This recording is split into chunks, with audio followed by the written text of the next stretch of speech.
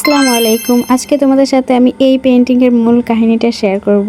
নবী ইউনূস আলাইহিস সালাম যখন আল্লাহর অনুমতি ব্যতীত তিনি স্থান ত্যাগ করেন, তখন তিনি বিশাল ঝড়ের প্রবলে পড়েন।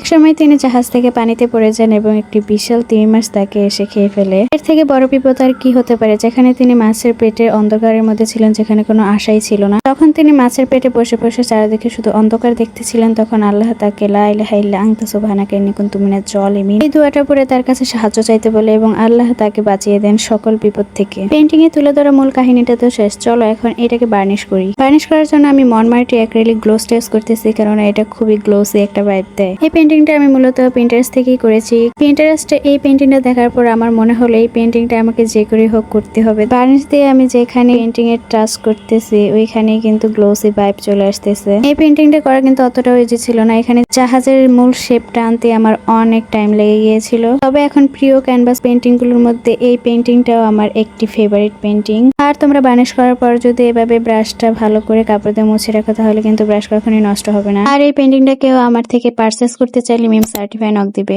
দেখা হচ্ছে অন্য কোনো ভিডিওতে। আল্লাহ হাফেজ।